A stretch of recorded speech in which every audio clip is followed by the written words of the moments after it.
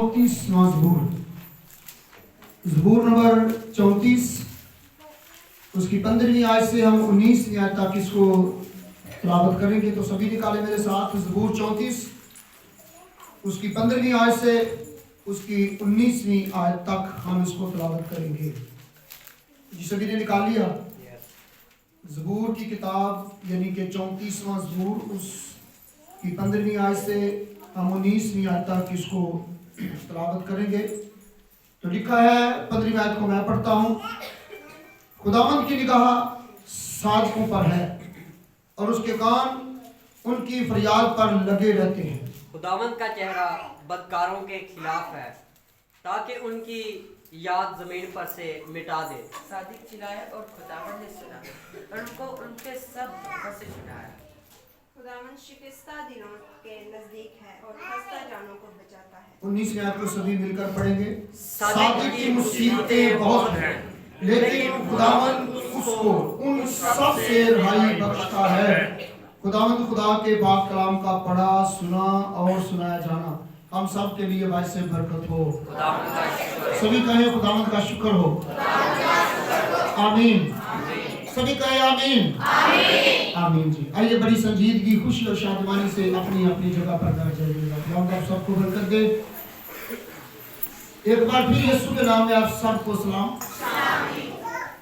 और आज हम ये सीखेंगे कि एक रास्तबाज, ईमानदार, जिसे बाइबल मुकद्दस सादक कहती है, सच्चा कहती है, अमीन कहती है, हर एक रास्तबाज की जिंदगी जो है वो बहुत सी मुश्किलों से भरी है। जैसा कि अय्यूब की किताब उसका 14वां बाब उसकी पहली आयत के अंदर लिखा है कि इंसान जो औरत से पैदा होता है थोड़े दिनों का दुख से भरा है। वाकई है। और ईमानदार के दुख, मुसीबत या मुश्किल में फर्क है, और जो बेईमान है उनके दुखों में, मुसीबतों में, परेशानियों में फर्क है।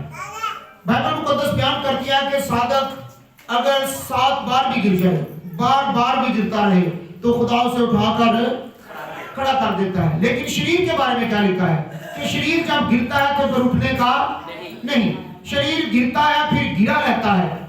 और सादिक, ईमानदार, रास्तबाज, खुदा के लोग जब जितनी बार भी गिरे, यानी कि कितनी भी मुश्किलों में पड़े, मुसीबतों में पड़े, बीमारियों में पड़े, खुदा अपने फजल को करता है, अपने राम को करता है और उसे उठाकर खड़ा कर देता है।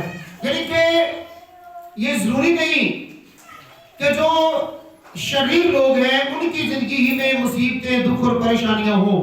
मैंने पहले बताया है कि उनकी मुसीबतों, परेशानियों और दुखों में फर्क है, और जो ईमानदार, रास्तबाज, सादिक हैं उनके दुखों, परेशानियों और मुसीबतों में फर्क है। यहाँ 19वीं आयत में क्या लिखा है कि सादिक की मुसीबतें बहुत सी हैं, यानी कि एक दो मुसीबतें नहीं।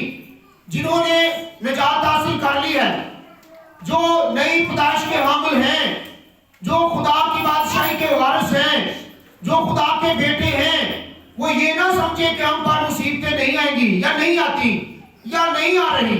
यानी कि उन पर भी मुसीबतें आती हैं और आती रहेगी। लेकिन क्या लिखा है कि सादिक की मुसीबतें बहुत सी हैं, यानी कि एक दो की बात नहीं, अनगिनत हैं, बेतहाशा हैं, बेशुमार हैं।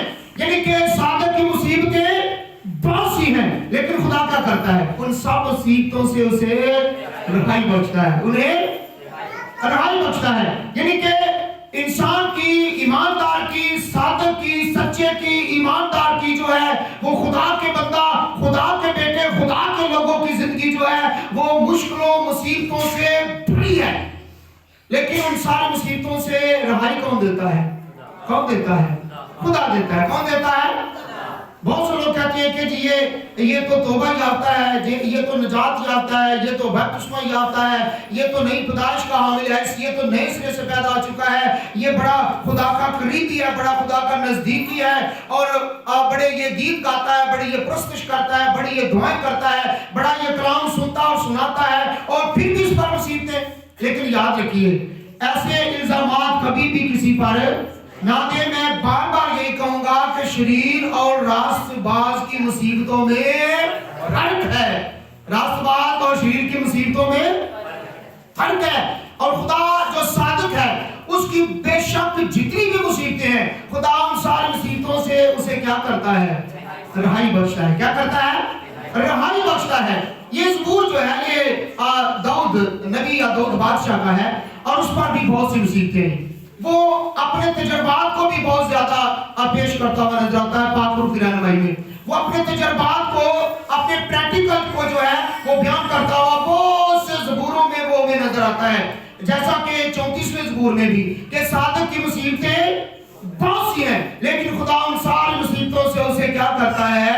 رہائی بخشتا ہے. اور داؤد کی زندگی میں بھی یہ تجربات ہوئے. ہر ایک انسان کی زندگی میں جو کہ خدا کے لوگ ہیں, جو کہ راست باز ہیں, جو کہ ایماندار ہیں, جو کہ خدا کے بڑے فرما بردار ہیں, ان پر بھی مصیبتیں آتی اور جاتی رہتی ہیں. صادق 7 بار بھی بار بار بھی گرے تو خدا اسے اٹھا کر کھڑا کر دیتا ہے. اور داؤد نبی داؤد بادشاہ کے ساتھ بھی ایسا ہی ہوا. ایسا ہی ہوا. پہلے وہ اپنے گھر میں سنیے گا پہلے وہ اپنے گھر میں چھوٹا تھا. اپنے گھر میں چھوٹا تھا اور وہ اس کا باپ یسی جو ہے وہ اسے بہت زیادہ کام دے دیتا تھا. بہت زیادہ کام سے مراد یہ ہے کہ ساری بھیڑ بکریوں کو سنبھالنے کی, پرورش کرنے کی, پالنے کی ذمہ داری کس کی تھی؟ بنا داؤد کی. کس کی تھی؟ کیوں؟ کیونکہ وہ گھر میں سب سے چھوٹا تھا اور اس کی ذمہ داری تھی. اور بھیڑ بکریاں مویشیوں کو جانوروں کو پالنا سنبھالنا یہ کوئی آسان کام نہیں ہے اور یہ بھی بڑا مشکل کام تھا, انتہائی مشکل کام تھا. اور اس کے بعد جب خدا نے یسی کے پاس یعنی کہ داؤد کے گھر میں داؤد کے باپ کے پاس داؤد کو محسوس کرنے کے لیے مسا کرنے کے لیے بھیجا تو پھر کیا کرتا ہے؟ ساموئیل کیا کرتا ہے؟ ساموئیل داؤد کو خدا کی مرضی کے مطابق مسا کرتا ہے. اور پھر داؤد جو ہے وہ ساؤل بادشاہ کے لیے جاتا ہے تاکہ جب ساؤل بادشاہ سے خدا کی روح جدا ہو چکی تھی تو کیا لکھا ہے کہ ایک بری روح آ کر داؤد ساؤل بادشاہ کو ستاتی تھی اور اس کو جو ہے وہ ہم دیکھتے ہیں کہ اس کو ٹھیک کرنے کے لیے کون بنا جاتا تھا؟ داؤد. کون جاتا تھا؟ داؤد جاتا تھا. ابھی وہ لڑکپن میں تھا, ابھی وہ اتنا ینگ مین اتنا نوجوان نہیں ہوا تھا, ابھی اس کی عمر اتنی نہیں تھی, وہ لڑکپن میں تھا. فرض کریں کہ وہ 14 سے 15 سال کی عمر کا ہوگا اور اس نے بہت بڑا کام کیا. ایک بادشاہ کے سامنے جا کر وہ ساز بجاتا تھا, وہ شاید بھڑوت بجاتا تھا, شاید وہ دوسرا کوئی ساز بجاتا تھا, کوئی بھی ساز بجاتا تھا تو خدا اسے استعمال کرتا تھا. کہ بہت بڑے اس وقت کے اسرائیل کے پہلے بادشاہ کے لیے پہلے بادشاہ کے سامنے اسے استعمال کرتا ہے تاکہ وہ ساؤل بادشاہ کے سامنے جا کر ساز بجائے اور پھر اس طرح سے خدا اسے استعمال کرتا آہستہ بھیڑ سالے سے لے کر خدا اسے ایک بنی اسرائیل قوم کے پہلے بادشاہ بنام ساؤل کے سامنے کھڑا کرتا ہے. اور اس کے سامنے وہی بادشاہ جو ہے وہ داؤد کا دشمن بن جاتا ہے, بلکہ جانی دشمن بن جاتا ہے. اور پھر خدا جو ہے وہ اپنے بندہ کی حفاظت کرتا ہے کیونکہ صادق کی مصیبتیں بہت سی ہیں. صادق کی مصیبتیں بہت سی ہیں لیکن ان سب سے کون رہائی دیتا ہے؟ خدا رہائی دیتا ہے. اور داؤد کی مصیبتیں دن بہ دن بڑھتی جا رہی تھی, اس کی عمر کے ساتھ اس کے دنوں کے ساتھ جب وہ عمر میں بڑھتا اس کی مصیبتیں بھی ساتھ بڑھتی جاتی تھی. ذرا ہم اپنی زندگی کا بھی ذرا جائزہ لیں. کیا ہم بھی جب چھوٹے ہوتے ہیں تو مصیبتیں کم ہوتی ہیں؟ جو ہی ہم بڑھتے جاتے ہیں عمر میں قد و قامت میں تمہاری مصیبتیں بھی ساتھ بڑھتی جاتی ہیں. اسی طرح داؤد بھی ساتھ عمر بھی بڑھتا جاتا تھا اور ساتھ مصیبتیں بھی بڑھتی جاتی تھی, بہت ہوتی جاتی تھی. صادق کی مصیبتیں کم ہیں کیا؟ صادق کی مصیبتیں 1 یا 2 یا 3 ہیں؟ کیا لکھا ہے صادق کی مصیبتوں کے بارے میں؟ صادق کی مصیبتیں کیا لکھا ہے؟ صادق کی مصیبتیں کیا میری اور آپ کی مصیبتیں کم ہیں؟ اگر ہم یہی ایک دوسرے کے ساتھ بیٹھ جائیں, अपनी मुसीबतों के बारे में जायजा लेने के लिए, तो मेरा ख्याल है कि मैं सबसे बड़ा हूँ, मेरी मुसीबतें सबसे बड़ी हैं। दूसरा उठेगा और कहेगा कि मेरी मुसीबतें भाई साहब आपसे बड़ी हैं। तीसरा उठेगा और कहेगा मेरी मुसीबतें आप सबसे बड़ी हैं। यानी कि जो सादिक है वो ये ना समझे, जो ईमानदार है वो ये ना समझे, जो खुदा के लोग हैं वो ये ना समझे कि हम पर मुसीबत नहीं आएगी। सादिक की मुसीबतें बहुत सी हैं। सादिक की मुसीबतें एक या दो या तीन या चार नहीं, अनगिनत हैं। क्या हमारी मुसीबतें कम हैं? क्या हम जो खुदा के लोग हैं, जिन्होंने निजात हासिल कर रखी है, जिन्होंने खुदा को कबूल कर रखा है, खुदा के बेटे यीशु को अपनी जिंदगी में कबूल कर रखा है, क्या उनकी मुसीबतें कम हैं? नहीं, उनकी मुसीबतें बहुत ज्यादा हैं। उनकी मुसीबतें बहुत ज्यादा हैं। और फिर दाऊद की मुसीबतें भी दिन ब दिन बढ़ती जा रही थी। और फिर इसको मौका भी बहुत मिला। जब ये अपने घर से भाग गया तो इसे बहुत दफा, तकरीबन 2 दफा मौका मिला। जब हम पहला सामुएल उसका 24वां बाब पढ़ते हैं तो वहां पर भी इसे मौका मिला जब साउल बादशाह इसका पीछा करने के लिए, इसे मारने के लिए इसका ताकुब कर रहा था कि जहां कहीं भी मुझे दाऊद मिले मैं उसको मारूंगा, उसे जान से मार दूंगा। क्योंकि साउल बादशाह जो है वो दाऊद से हसद करता था, उससे जलता था, वो जेलसी था, इसलिए वो उसे मारना चाहता था, उसे कत्ल कर देना चाहता था। लेकिन दाऊद जो है वो उसे मारना नहीं चाहता था। दाऊद के साथ भी सूरमा थे और साउल बादशाह के साथ भी फौज का लश्कर था। और उस लश्कर में भी बड़े बड़े सूरमा थे, बड़े बड़े जंगजू थे, बड़े बड़े लड़ाके थे। लेकिन क्या होता है कि दाऊद को जो है वो कितनी बार मौका मिलता है साउल को मारने का? कितनी बार? एक बार पहला सामुएल उसका 24वां बाब, उसमें आप पढ़े। दूसरा फिर वो 26वें बाब में, पहला सामुएल 26वां बाब, उसमें पढ़े तो 2 दफा, यानी कि दाऊद को साउल को मारने का मौका मिलता है। कितनी बार मिलता है? 2 बार मिलता है। क्या दाऊद जो है वो साउल को मार देता है? नहीं, वो नहीं मारता। वो एक बार उसकी पोशाक का किनारा काट लेता है। एक बार साउल बादशाह की पोशाक का किनारा दाऊद काट लेता है और उसे दिखाता है, उसे दूर पहाड़ी पर खड़ा होकर उसे दिखाता है, उसे कहता है साउल बादशाह ये देख तेरी पोशाक का किनारा मेरे हाथ में है। अगर मैं चाहता तो तुझे मार भी सकता था, लेकिन मैं तुझे मारना नहीं चाहता क्योंकि तू खुदा का ममसू है, तू खुदा का ममसू है, तू खुदा का बंदा है, तू खुदा का खादम है।